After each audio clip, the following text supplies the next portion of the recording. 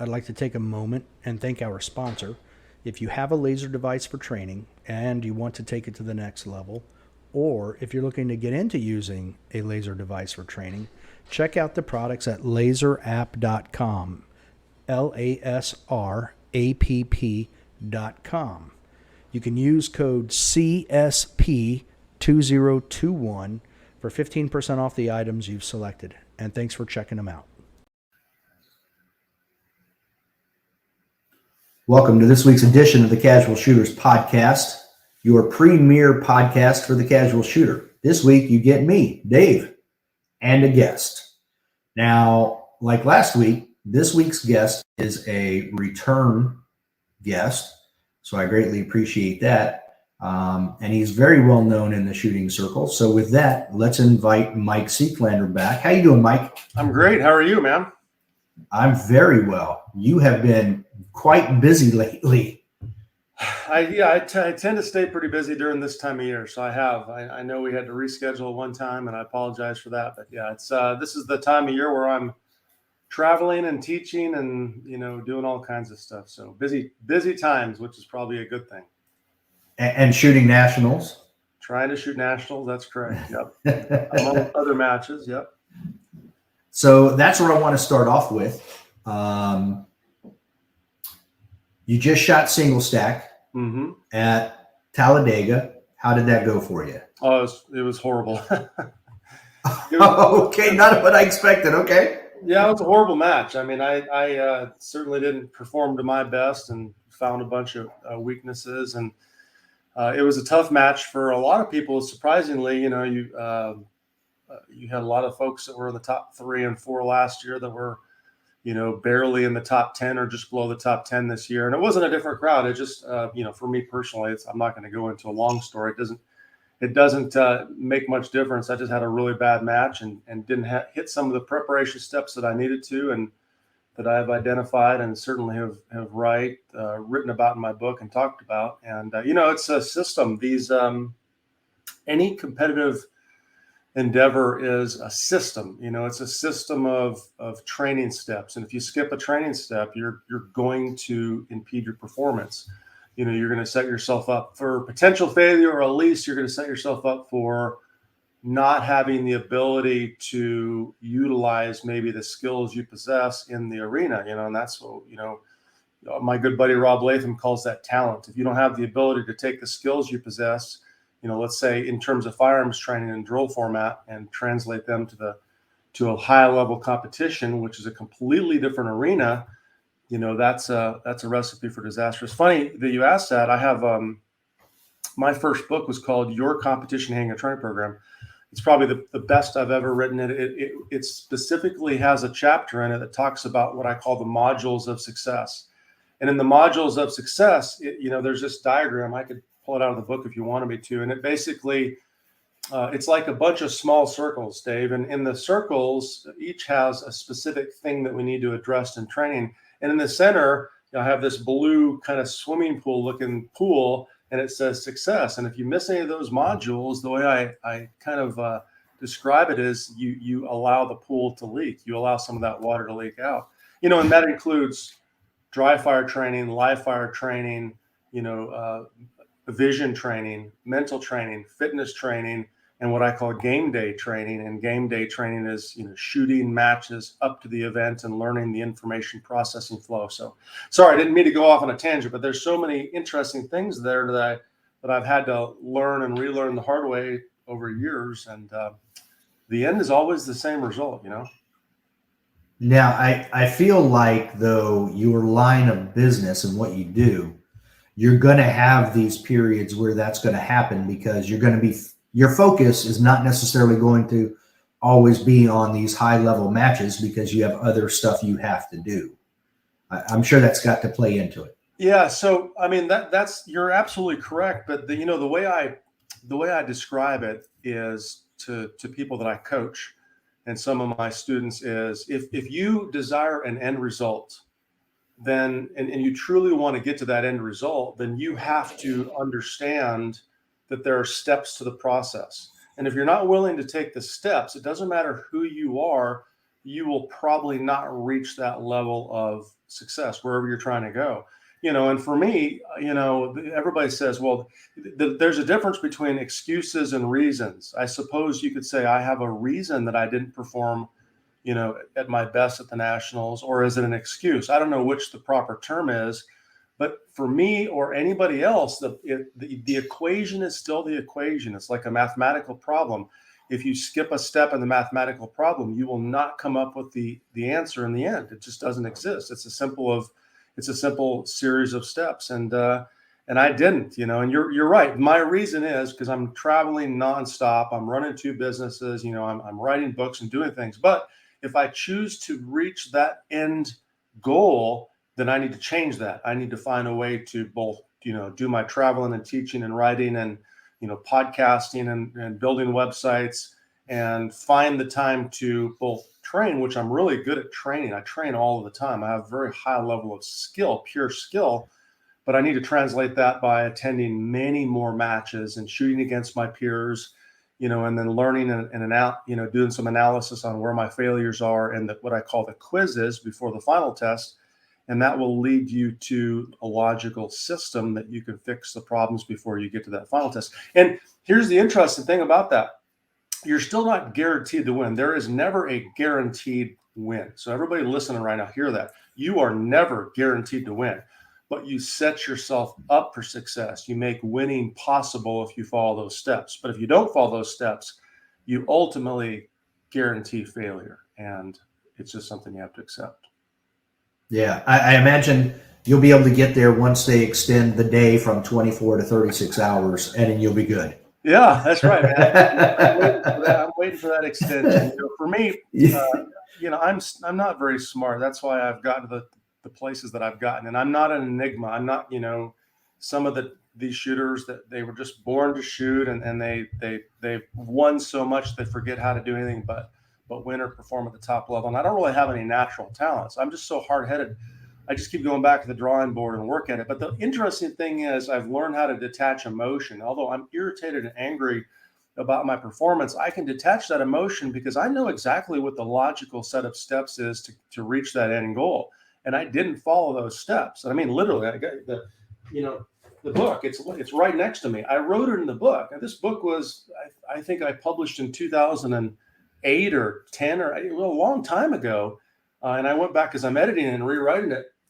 The system is right there. I mean, I would modify some of the drills or do some things slightly different, but the system to end up setting yourself up for success, it's literally right there. I wrote it years ago. The interesting thing about that book was I wrote it, the large majority of it, on a high-speed train in Europe. I was going from Paris to somewhere in France. I don't remember the name of the town. Anyways, long story short, I had returned from the European Championship where I lost that match by like 9 points on the last stage because I shot a couple misses because I felt, I got crushed by the pressure. Ended up second overall in the European Championships. And I had all these notes, and we went to the airport in Paris, and I realized I forgot my passport in the rental car. So I had to do a 6-hour high-speed train ride back to the rental car place to get my passport. And then another 6 hours-ish, maybe not quite that long. I'd say 8 hours total. And then 8 hours, I'm like, I'm going to write down what led to this failure and what also led to my successes, because I was second overall in Europe. I'm like, that's a pretty good finish, but I failed at the very end. What caused that? And that's where that book came from. The steps are there. If I simply follow the steps myself or anybody else, you will have success. I can guarantee that, Wow. Okay. So that book stemmed from an 8-hour jaunt to get a passport. It did. Yeah. Very interesting story. Okay. Wow. So you're going to make me buy another one of your books. Well, sorry, man. The funny thing is I was on a podcast recently, and this guy is a really good competition. There we go. There's The Art of Instruction. I love that book. We're revising that one too. But the guy that had me on the recent podcast, the Bang and Brass guy on Instagram, he didn't have that because how do I not have the book? And I'm like, if you're a competitive shooter, not to toot my own horn, but there's nothing like it. It has a systematic training program where I can't guarantee you'll win, but I guarantee success. There's a difference. In the end, you won't be defeated. You may not win, but you won't be defeated and you won't fail. And that's the only guarantees there are out there in life. So. Yeah, and there's definitely something to be said about following a process and doing everything the same, because my work schedule is ridiculous. I work 72 hours in a 5-day period. Ooh, yeah, yeah, right. yeah. And then I have the podcast, and I have 3 Great Danes, a wife, kids, the whole 9 yards. So it's hard to always be able to. I couldn't tell you when the last time I did live fire practice, but I don't even get to dry fire all the time and other stuff. But I have found that shooting a local match and being true to my process and shot calling, I'm still shooting at my current level. I'm not shooting below it. So that does say something. Yeah. Now, how did you like the match itself? Like the stages, did you feel like they were? Match was great, man. I mean, it was what I would ask for in a national level event. The shots were hard. The setups were hard. I mean, I look forward to that kind of stuff because I'm like, man, if they make it hard, that's kind of my game. So I love the match. I just wasn't prepared for the information flow and processing. I felt very off balance. I felt very nervous. I felt a lot of pressure, and I asked one of my peers, Nils Johannesson, I'm thinking that's the pronunciation of his last name. Nils won, and he crushed everybody. I mean, he literally crushed everybody, by I don't know how many points. Dave Savigny came back and shot minor, and he was second. But I asked Nils, in the award ceremony, I said, man, how many matches are you shooting a week? He's like, I'm shooting probably at least 3 when I'm prepping. Those are club matches and a bunch of majors.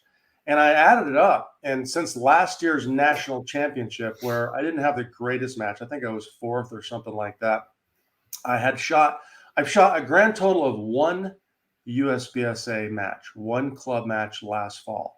So I'm like, well, wow. Yeah, how do you expect? That would be, I guess, like a guy on the, the golfing circuit. Let's just say a PGA was just here in town in Tulsa recently. And can you imagine the guy that goes to the hitting, or putting greens and goes to hit the golf ball on a regular basis and maybe plays a few holes here and there in practice, maybe even on a daily basis, but he never competes. He never ever goes to any of the, the national events. And then he goes to the Grand Championship National PGA Tournament, whatever it's called, and tries to compete. It's just not going to happen. And it's as simple as that. That's logic. And that's what I wrote about in my original book. I'm like, there's a system to performing at your best and potentially helping setting yourself up for success.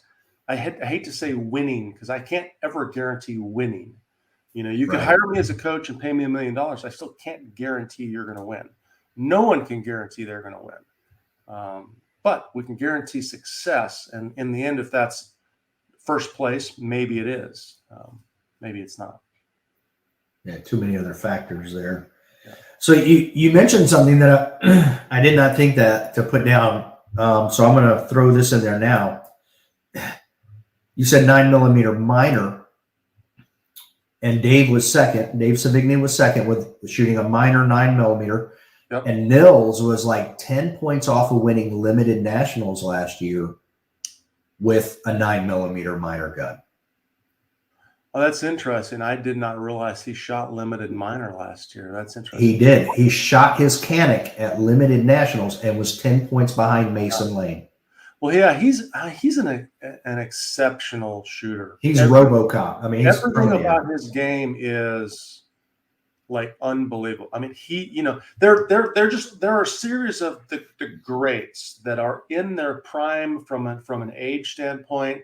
They come into maturity. They have a national level win or whatever that gives them the confidence. They have the skills. They have the talent to use the skills, and then they have some other, God-given talents from that. Maybe tall, lanky athleticism, good movement, all these things. They just become for a certain period of time unbeatable, and then they always fall off. Everybody gets old. Everybody ages out and falls off, and some people come back and forth. But Nils is. He is in his element. He's going to be hard to beat for many years. I shot against him last year at the Carry Optics Nationals and IDPA. And matter of fact, I think this week he just shot the RMR on Wednesday, and I've got to go shoot ESP against him this weekend. So, I'm hoping I could pull out something. I mean, IDPA is a little bit more my game, but he beat me at the Carry Optics Nationals by a few seconds last year. We were very close. We had a good race, but he's just an animal. He's just a beast as far as competing. So. Yeah, he's a different person altogether. Yeah. It's amazing. So, all right, I'll get to that question here shortly. Now, you called Rob Latham good friend. I call him Godfather. So he's like the Godfather of competition. Yeah, he's been around forever. And he won last year, didn't he? He won last year. Single stack. He won last year, and he won the year before. Yeah. Good Lord. Yeah. It's almost cheating. No, I can tell you, I can attest there's no cheating, but he was certainly one of those. Like I said, he had unique talent. He was literally built for shooting. A lot of people don't realize he had better than 20/10 vision back in the day, with almost no deviation from focal points from near to far. He has real short legs and a torso that allows him to be in a good position to shoot and grab the gun without very, very short arms. He was incredibly athletic in high school, so he was born to compete and to shoot. So, okay, so he had some things that made it a little bit easier for him, I guess. I think so, yeah, and that's all he works at. I mean, he spent every single day of his life working toward, winning, performing his best, being his best. So, now there was here we go. Oh boy, that's a flasher. Yeah. Now you had posted this. That's interesting. This is probably what I was talking about. Chrome right here. You had posted this on your Instagram about this is the stuff you were doing to try to get ready for nationals. Yep. Now, is this what you always do, or is this just one of those things where you knew you had to work on certain things? No, that's what I always do. Those are logbook entrances from the Livefire app, which I'm part of, and is based out of Tulsa, Oklahoma, which is an incredible app. But those allow me to segregate, and basically when I do my logs on my phone, I can label it as, okay, this is a nationals prep, USPSA nationals prep log. So if I want to look at the exact logs I did for the USPSA nationals prep, I can pull it up and say, for example, next year, say, okay, what did I do last year for my preparation? So then I can modify my preparation or whatever else. In having said that, though, there are some things I would change about preparation that I would tweak a little bit, but my preparation was there. My skills from a standing or moving or just pure shooting, drilling, shooting drills against other people, my peer group, I teach classes we talked about the Godfather, Rob Latham as well. I can shoot next to him all day long. He's one of the best shooters on the planet. He's, his hands bother him, and he may not have some of the skills he did, 5 years ago or whatever else, but he just won the last two nationals. So he's still pretty good, and I can shoot next to him. I can shoot with anybody. It's putting that skill into play under the stress of a national level event and processing the information on those stages. That's what you have to be able to do, and that's what I couldn't pull off this year because of because of one of my modules, one of my success modules that I ignored. Wow, and I was surprised to hear you say, as long as you've been in the game, to hear you say, you were nervous. So, oh yeah, I'm always nervous, but I think Rob is too. I don't know.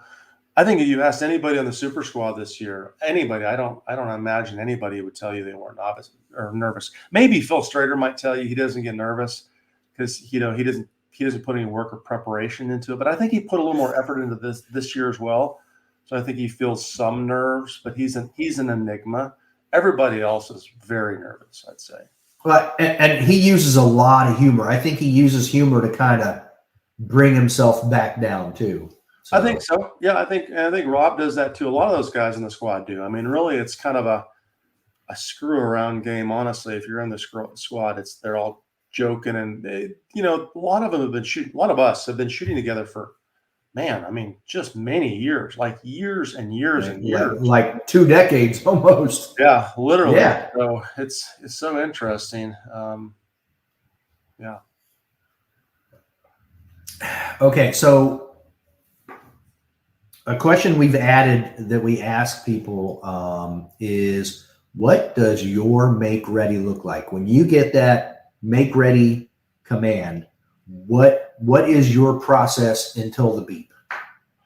So to be honest with you, I don't have a very long, refined make ready process, and the reason I don't is I really just kind of want to get to the shooting. I visualized the stage so many times up to that point. I normally walk up, I have my magazines in, I know exactly what target I'm starting on. I know exactly the position or how I'm getting to that target, if it's a stepping draw or a pivoting draw or whatever else. And then I'll step into position. When I get the make ready command, I'll draw and I'll do that initial motion or movement and point the gun. Of course, in IDPA, we can't point the gun. So I just draw real fast and I point the gun down, then I load it. But I want to feel that first draw, that establishment of the grip or whatever else. In USPSA, I'll actually air gun and point the gun.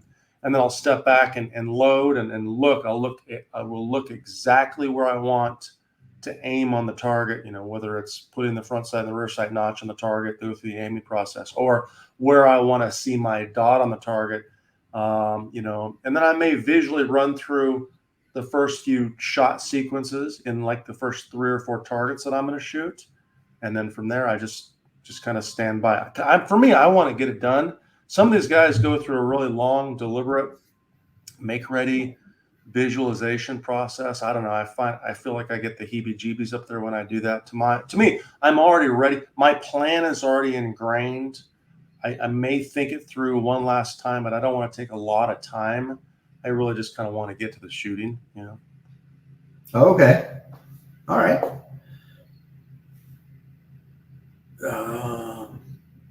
Now, how did you like Talladega CMP? What did you think of that range facility? Well, it's good. I've been back to Talladega, half a dozen times now, so it was nothing new to me. I mean, it's a cool range facility. The bays are all nice. They got a nice layout. It's always pretty hot and humid there generally, unless you're early spring or fall. But yeah, it's an okay area. It's a good area. CFP is a really neat place. Yeah. When I was there for Carry Optics last year, I had wished I had brought my rifle to get some shooting in on that range. That rifle range looked amazing. Yeah, they have a very interesting rifle range setup. They really do. It would be fun to go there and shoot some rifle, do some high power practice or whatever else. So. Yeah, absolutely. Now, do you have a favorite range that you prefer to, like you've been to? You're like, that's the range I like. I like shooting there. Oh man, no. I travel all around the country and teach at very unique ranges. Missoula, Montana is probably one of my favorite because I love Montana. I'm from Wyoming originally. I don't know if there's one that I prefer to compete at. Probably Cameo in Colorado, Grand Junction. That's where I'm going this week, and I'm actually leaving today here in just a couple hours to go to Grand Junction. That's a neat facility, man. It's surrounded by beautiful canyons. I love Grand Junction. They have a fantastic facility. Like, it's world class. It's got to be the best probably anywhere. It's an incredible place. It seems very state of the art. It's fantastic. I mean, literally incredible. Now, what's next? I know you said you're shooting this weekend, but I assume you're shooting IDPA Nationals this year as well? Oh, yeah. Yeah, I'll shoot IDPA Nationals. Okay. I don't know what's next. I do know what's next. I know Grand Junction is next as far as this weekend. And then my intent more than likely will be to do a switch over to Carry Optics and then shoot USPSA Carry Optics in Talladega, which I'm not extremely excited about. I mean, I like Talladega. I don't love going back there, but it's kind of one of those things where I want to follow the process again and see where I end up against the Carry Optic shooters. It's a completely different game and crowd, which interests me in terms of training for it. I don't know if it's my strongest game, but who knows? I don't know. So that's the intent, is to do that and then go right into IDPA nationals and then shoot carry optics at IDPA nationals. That said, I may switch that up a little bit. I tend to perform very well in the ESP division with iron sights, but I've been doing that for so many years. I kind of want to play with some other things, and I think carry optics is the way things are going. You see law enforcement, the military, civilian defensive shooters, all these folks shooting a gun with an optic. Whether it's the right thing or not for a lot of people, I don't know, but I think it's an interesting thing to compete with that sighting system and see where I can go with it. So IDPA nationals is after carry optics nationals for USPSA? Correct. Yeah, it's like 2 weeks later. Okay. Now you brought that up because that was going to be another question for you. I didn't know about this sport until like 2018, but I feel like carry optics nationals this year is a throwback to when USPSA only had one nationals, because it's going to be so stacked. You're going to have Christian Seiler, JJ, Nils, every single person who is in that very top echelon is going to be there. Yeah, it won't. That's another thing about finishes. People may say, well, man, Mike, you were second place a couple of years ago, and now you're 10th place or what. The places are not equal. How you perform, of course, depends on your preparation, the things we talked about earlier in the podcast. But they also depend on, the level of talent and what their skill level is. And that's the thing you can't control.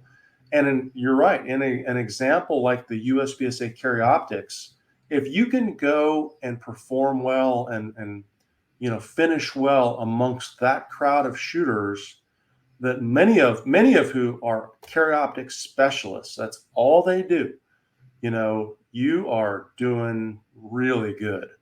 And then when I say carry optics specialists, that's, if you look at some of the very top in the game, they do some other divisions sometimes, but oftentimes they're specialists in their thing. That's all they do. You look at, Ben Stager he's been shooting production for years. I know he does other things, but he's dominant in production, and he just does that. And Max Michel right now is probably just pretty much carry optics. I don't know what else he's done other than carry optics. I'm not aware of anything else he's done. He might have done some things, but that's where his dominance is. JJ is branched out. He'll shoot the Open Nationals and the IDPA SSP last year, which he won. But he's also so athletic and talented. He's going to pull off a pretty good finish anyways. And I don't compare myself to those young guys. They're both buddies, really good buddies of mine, and a lot of these shooters are good buddies of mine. I'm 50. I have 2 total hip replacements. Am I ever going to be able to outrun them or move like them? No. But I do believe you should be able to apply the principles of preparation, the ones we talked about earlier in the book, and be ready to perform well at any given event. You'll do better in a division you shoot more of, but you should be able to take those same principles and apply for any given event, right? Because the principles will guide your training path, if that makes any sense. Yeah, absolutely. So one of the other guys was supposed to be here, but he had a schedule change, so he was unable to make it. I was going to let him tell the story because it's his story, not mine. But Huggy, Chris, who we call him Huggy, just went through a basic law enforcement class because he is in the fire marshal's office. And when he was down there going through the class, apparently a lot of people were having some difficulty qualifying. And he said they actually pulled up one of your videos, showed it, and then everybody was able, I believe it was one of the grip videos. Nice. And he said from that point forward, everybody was able to do what they needed to do and wow. Go through it. I'm glad I helped. Yeah. So I wish he was here to be able to tell it because, I don't know all the ins and outs, but I at least wanted to pass that along. That's neat. So that's where That is neat. That was really cool. So he was really excited to be able to talk to you. But so that is the one thing I wanted to start with is grip. You talk. There's a couple things in particular I'd like to talk about. One, the way you kind of counter rotate, I believe is how you say it.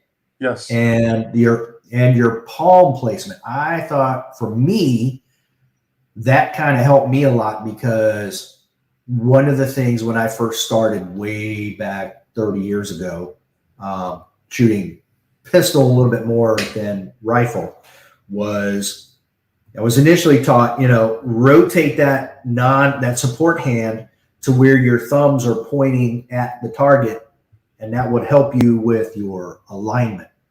But it was interesting too that I see you posted a video saying you rotate that too much, it takes your palm off of the grip, and I didn't realize that's actually what I was doing. Yeah. So in terms of grip, and I'm not sure, if this podcast will be both audio and video, but I assume some people will be able to watch it on video as well, right? Yep, absolutely. If you can watch it on video, if you're not watching on video and you're listening to it somewhere, go find the video, which Dave, you'll tell them where that's going to be posted, right? So absolutely. So, the couple things, and this is an unloaded Wilson Combat SFX9. This is a grip frame that allows me to demonstrate these things because it's a little bit smaller, and it kind of represents more of a carry size gun, even though it's not quite as tiny as maybe like a 365 module or whatever else. It is pretty small. But one of the things that I talk about a lot is in terms of grip is, placement and pressure. So the number one thing is where we place our hands is really important, like where they physically get placed, the strong hand being nice and high, on the back strap of the handgun, where we have that, index point number one, where we're kind of feeling where the tang or the beaver tail of the firearm is lining up with the web of our hand. And that tells us if we're oriented left or orienting too far right. That's index point number one, but the hand is high. The key indication there is the pressure between the middle knuckle and the tang of the firearm. And that allows you to get the left hand into position. And, in terms of what, you mentioned, Dave, one of the key mistakes people tend to do is they tend, I guess the best way for me to describe is they tend to do falsifiers, false things that they heard from someone in hopes of being able to aim the handgun better. And a good example is, well, let's point the thumbs at the target and use the thumbs to line the gun up. Well, in reality, you could cut your thumbs off, and if you're pointing the gun, you can tell which way the gun is pointing. Like you take, your finger and you point it at something left or right. If I take the slide and I could point it left or right, I know where the gun's pointing. I don't need my thumbs to do that. I think that becomes kind of one of those false things that we rely on to align the gun or aim the gun that don't matter. And the problem with that is that it causes shooters to take that left thumb and point it at the target like this, So if I'm doing and point the thumb, I'm automatically taking the palm of my hand and pulling it away from where I should be applying pressure, which, let me show the camera here, is back here, right? So what I want to do is I want to apply pressure not just on the side of the grip, but I want to apply pressure on the rear portion of the grip and kind of take my palm and rotate it in and kind of drive it in to the back strap of the grip itself. And that's the counter rotation. If you look at my hands, now when I take my hands and I move my hands in my wrist like this, I'm rotating them together and I'm clamping them on the back of the gun, like crushing a walnut is what my big buddy Eric Lund used to say. Crush the walnut, but I'm crushing the back of the gun. And that increase in pressure where I'm hooking and pressing the palms this way, that's why I call it, the counter rotation simply means I'm rotating my hands like this. I'm rotating them in opposite directions, which drives the palm together. And that dramatically increases the pressure on the back of the gun and really will help, someone potentially control recoil without relying so much on just finger grip strength, if you will, Okay. Now, so what are your thoughts on like palm swell? I've seen a lot of people adding palm swell to that opposite side. Yeah, good question. I'm okay with some palm swell, we call it, our additional material. Back in the day, the first person that I saw doing it was Saul Kirsch, believe it or not, who owns Double Alpha out of Europe. Saul Kirsch, Israeli shooter, fantastic shooter back in the day. And he would put all this putty on his grip, and he formed it so it fit perfectly in the palms of his hands, and he would epoxy it on the grip.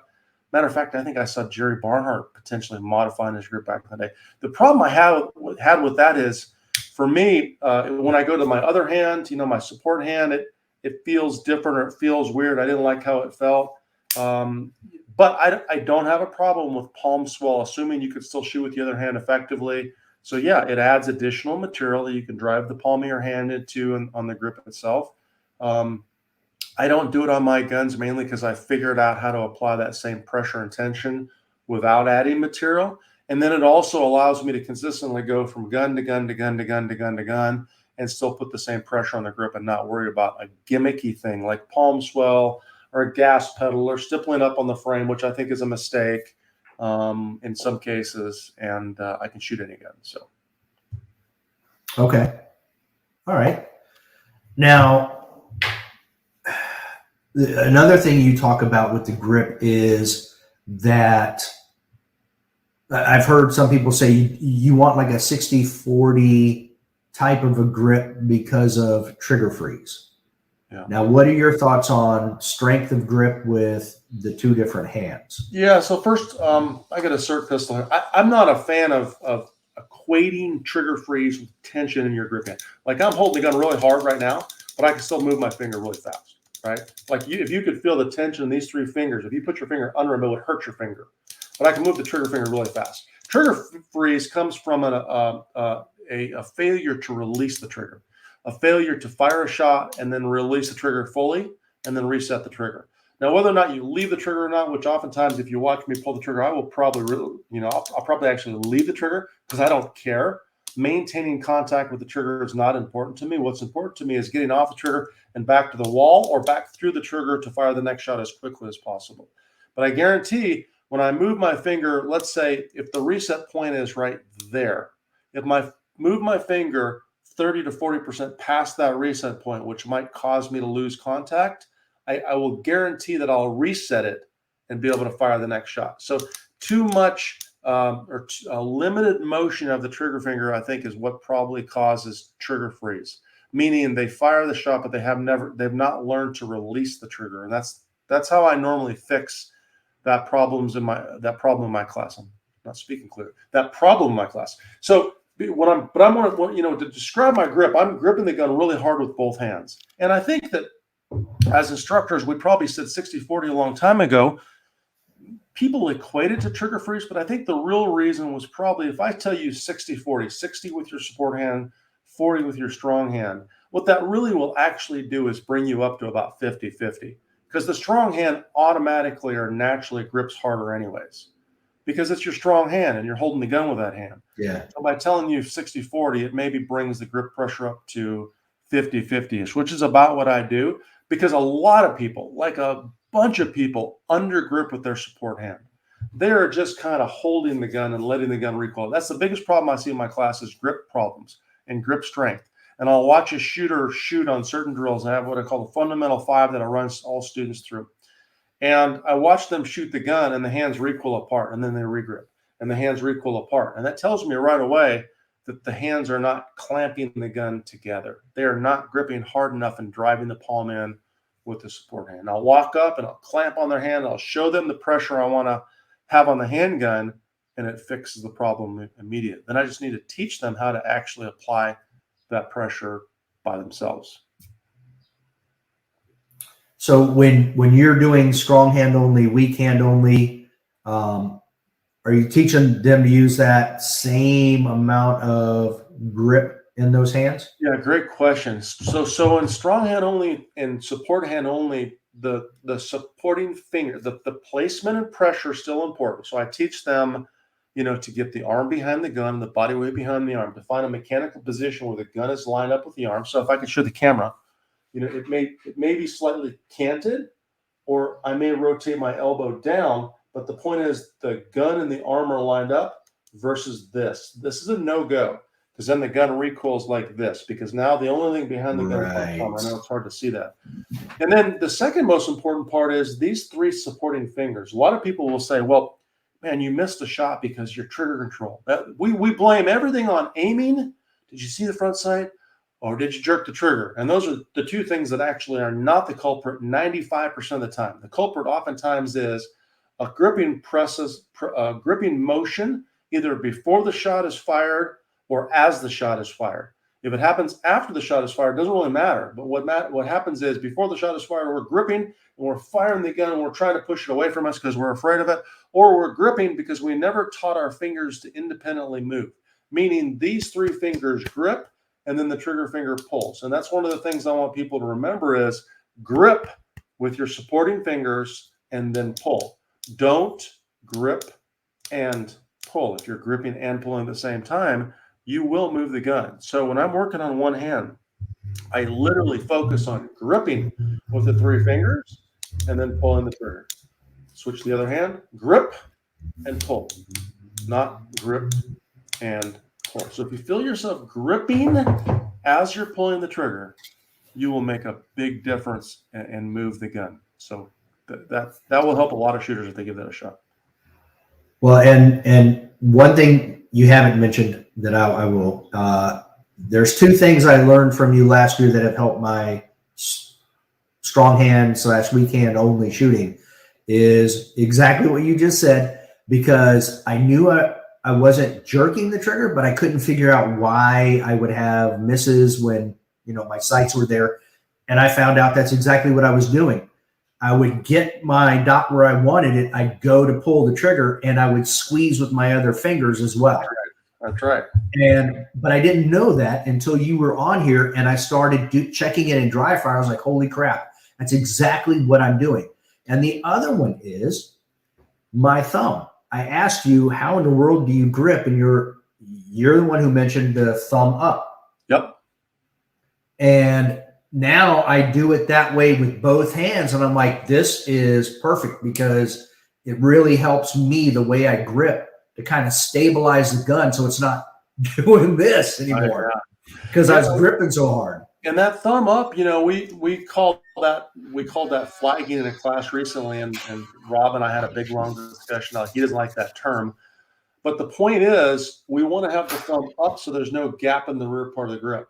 But you want to be real careful that you don't have the thumb up so high that you start to take the grip, this part of your palm away from the back of the gun, because that becomes an overflagging issue where you're defeating your own purpose. But yeah, I like to take that thumb. On a 1911, I'll ride the safety. In another gun, I may have a little bit higher, but the point is I've got pressure with that rear knuckle in the rear portion of the handgun. I have to turn around like this, and you can see a little better. So it's flagged up. It's not down, riding that middle finger like that. I don't like that as much. I like to have the thumb up. So. Yeah, and I mean I shoot a Canic, but so I've actually got a flag in, so it's safe. But same thing. There you go. That's exactly how I do it. After you said it, it goes right up along the back, and it really helps. That almost like gives me that counter pressure. Exactly. So I used to do not that bad. I'm exaggerating, but I mean it would be like that's how it looked in my sights. Right. So when I started flagging, it's like, oh, now look, now it stabilizes in the center of where I'm aiming, and I can actually pull the trigger and know where my shot's going. Absolutely, man. 2 thank yous there. Until next time. Don't be a little bitch. Yeah.